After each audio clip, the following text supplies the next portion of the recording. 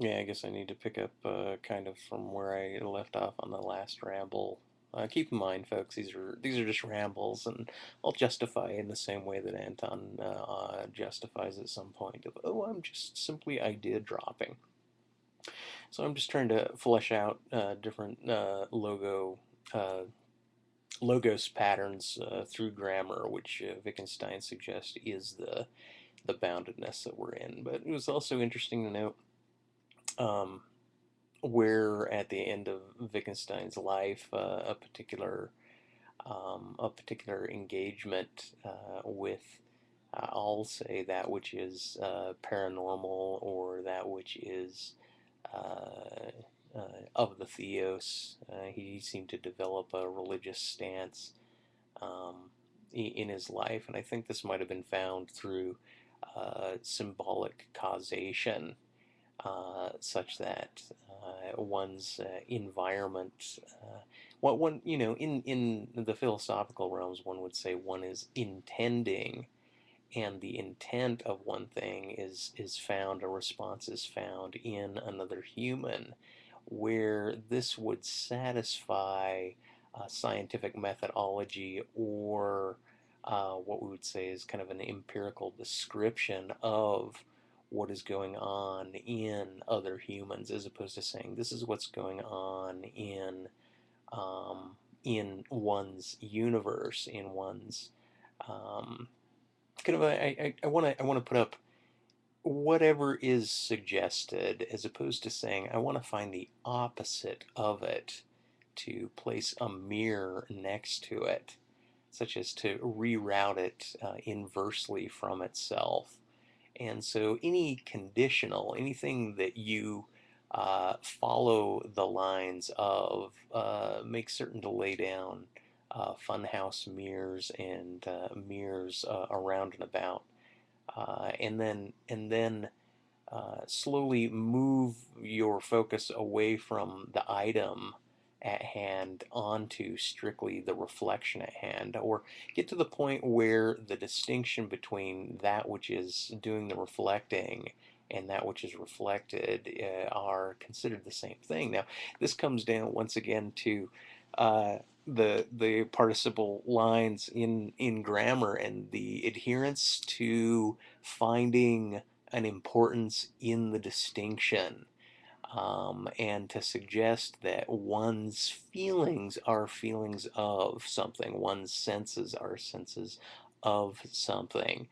Um, One can state these things, one can find these things, one can, like Anton says, proofread, where one is intending to the context of the text, but one is also applying one's read of the text, like checking for grammatical errors at the same time while absorbing content. That where one's intention is kind of found within this dissonance, flipping from one type of attention to another, and yet being able to do both at the same time kind of not only blurs the edges, but shows that perhaps a proofreader is capable of monizing something that is dual, or something that is plural, or something that is multiplistic. And what I'm suggesting is that the distinction between the a sense is a something as sensed, uh, uh, one that intends is intending to something. That this is another form of binding the logos to suggest that there is a requirement. Um, yeah, almost kind of like the difference between somebody who reads that should be wearing glasses but is not. The words are blurry, and yet they're still able to read, they're still able to extract content, but maybe their read of the text has plenty of mistakes in it. Maybe the way in which they're engaging the text, even though they're extracting common content as somebody that's seeing the text clearly, it doesn't suggest that what it is their experience is the same. Now, also to suggest that one's attention must be found particularly within a particular focus, that when one attends, they're attending to something. This seems to be an empirical description of somebody else's doing, or it seems to be a description of one's logos confines, a self-description of what one is doing. But that doesn't mean that that is what the person's doing. And what I'm suggesting is that um, the distinction, the logos demarcation, the logos line that requires a unity, kind of a parenthetical inwardness that defines the focal point, to say that's what one is intending to, as opposed to the exteriority of the parenthetical, the opposite, to say that this is what they're not intending to. It's this environmental kind of out of focus blur.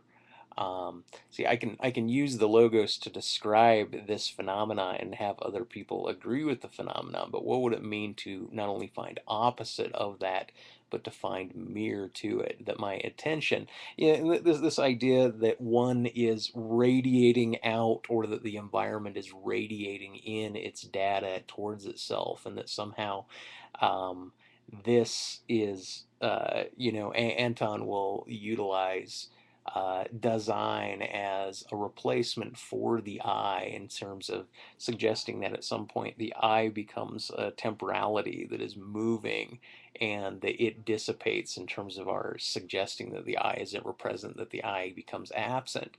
But I'll say that the same thing then, why is this not applied to that which is said to be intended? The I and that which is intended could be dissipated, such that an individual could monize the experience, such that there is no distinction between that which is felt and the feeling. That's simply a logos participle distinction, and that the idea of suggesting that it is otherwise is by itself, that very distinction is not an anthropocentric idea. That it's a logocentric idea, and or a logocentric idea, and that we're using the logos to describe the animal's interaction or what the animal's doing. But these are simply empirical descriptions down participle lines. And so I'm trying to suggest that if we put a mirror up to this, that we can suggest that there is symbolic cause in the universe. I'll say symbolic cause in one's, like a kind of a, instead of a folding back, a reiterability of, or a re-attention to one's environment, it would be a complete collapse, like a secondary or a tertiary solipsism that keeps on reiterating itself, such that I am no separate from my universe, that I am interwoven with the universe. And this does not mean that the cutoff point, if I want to say I'm separate from the universe, where I separate from the uterus, from the umbilical cord, or if I'm separate from where my consciousness is, that the logos, as it's binding, as it's focusing and refocusing on different aspects of the universe, in order to suggest that, oh, this is the case where this isn't the case, and this meandering possibility of the logos is the confines of the language, where what is the opposite of that? What would kick us into saying, here's a thing, here's a mirror, here's another mirror of it, and fall into this swastika uh, uh, uh, possibility of being that is shared throughout mammals, right? The remainder of my genetic discourse that is distinct from humans, but is similar to that which is conceived by another animal. This could be found through an absenting of oneself from the logos.